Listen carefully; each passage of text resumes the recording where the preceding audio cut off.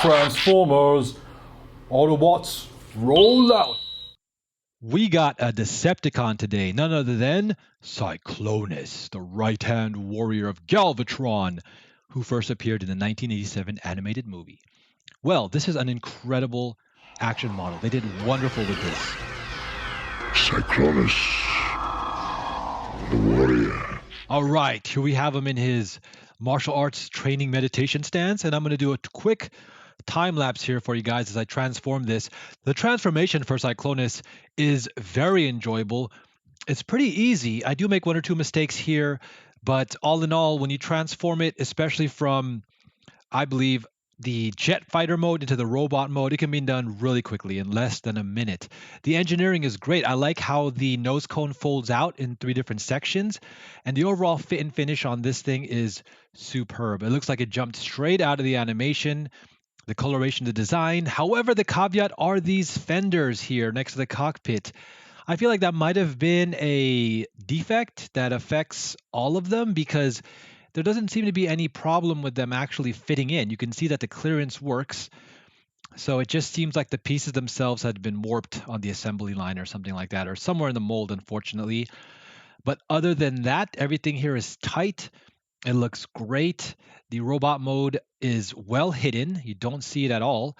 And the shape on this is fantastic. Love the detailing on it.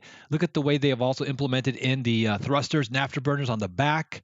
Once again, I like the front nose section. It has a little bit of a thicker point, but I think that's okay. I think in the animation, it's a little bit more like thin, like a needle.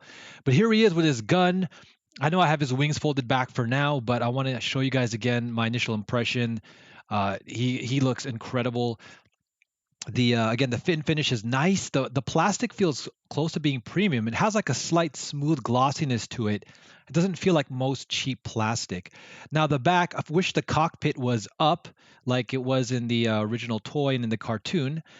And I think if they fix that, everything would be fine. The arms do tend to pop out a little bit, as you can see. They don't really lock or tab in very tightly. Now, the one thing that I also want to talk about are the knees. Look at that open section on the leg. I think that's the biggest flaw to this figure. Otherwise, it would have been a perfect example of a Cyclonus, especially with the mainline figure. This would be the best we'd have in terms of it. I feel like being a combination of the Studio Series and a masterpiece figure. So he stands really tall, but as you can see, right now you don't notice too much the gaps in his knees or the holes from the front. But once you bend them or from any other angle, you'll notice them right away. And it's like the whole leg is empty, right? The whole cavity, basically, you need to, fold his thighs in there to transform him, right? So that to me is the one thing that breaks the suspension of disbelief. And, that's the only thing that's holding this figure back from being, like I said, super, super great.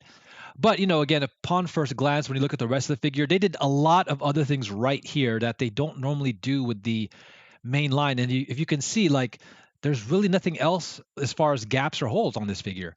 It's all tight and filled in. Like, look around, his arms look great. The entire leg has that bigger and thicker anime leg, robotic leg that I like.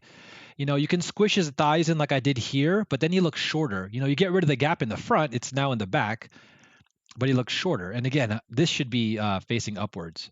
But great detail too with the translucent orange. The arms look fantastic. The only thing they're missing is the darker purple on the forearms and the feet and the knee pads. But I mean, I definitely like him standing tallest and stretching the legs out all the way. Again, you do get those gaps in the front, but he looks best this way. And the only other thing that's kind of strange is they give him like 2 pegs on his upper right chest and lower left hip, which you can see from this angle. I guess you can add additional things to it, but it kind of distracts the overall look, the clean look of it. Here's a jet mode with the laser on top. Fits perfectly, looks great. And, it adds a nice touch for sure. Yeah, this is wonderful in jet fighter mode. One of the main reasons why I got this figure and why I like Cyclonus. And jumping over to the face sculpt, we have an incredibly accurate and awesome looking head sculpt here with the light piping in the eyes. That effect is great. The only thing that he's missing is the goatee and possibly the darker eyebrows. But I'm really happy that they brought back the light piping. This to me is an underappreciated feature. And again, you don't really think about it too much until it's gone. And I'm glad it's back because it does add that just that extra bit of oomph to make this come to life even more.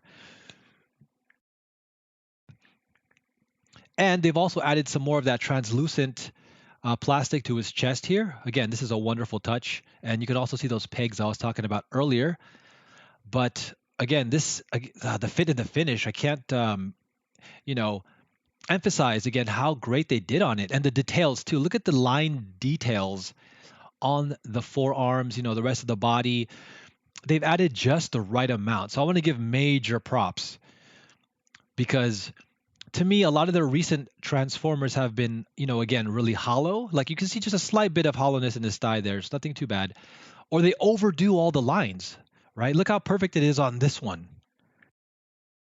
In the other ones, the other Earthrise and a lot of the other Transformers, they add so much line detailing. It looks like something's wrong with the metal on their body. It looks like they're being like broken apart or, all these little pieces of them being put together. I like the clean retro aesthetic with just the right amount of detailing that you would see on other animes like Gundams or Macross, Valkyrie fighters. But here we go again, taking one more look before closing out the video. This Cyclonus to me is a step in the right direction. It makes me excited for the possibility of what the masterpiece could be. All we have as of this time of this video is the Fans Toys, for me being the #1 contender. I look at that one and, Fans Toys makes great action models. They're mostly, I find, for display because when you handle them and want to interact with them, they don't really transform as fluidly. They can be overly complex and feel a little bit iffy. But, they all overall make great stuff. Now, Takara Tomy, I still go to them first. And it seems like they have been kind of waiting to see what third party does. And then they also kind of release these mainline ones. And then they come out with a masterpiece to kind of like outdo everybody and to see what else has been done. So, this is already close to being a masterpiece, like I was saying. You just need to make this bigger, give him the goatee, take up that extra peg and then fill in the hollowness of his knees and then add that extra dark purple to his arms and, legs. But, this is such a superb and definitive Cyclonus. I'm not all in on this character. I do want a complete trio of Cyclonus, Galvatron, and Scourge for the animated movie crew, the bad guys and the enemies, of course.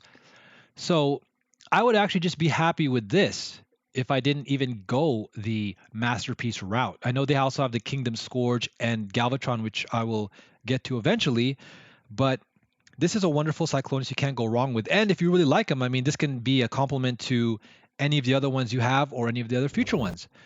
All right, guys, don't forget to like, subscribe, hit that notification button, and Captain Gamesta and the Super Fun Force shall return.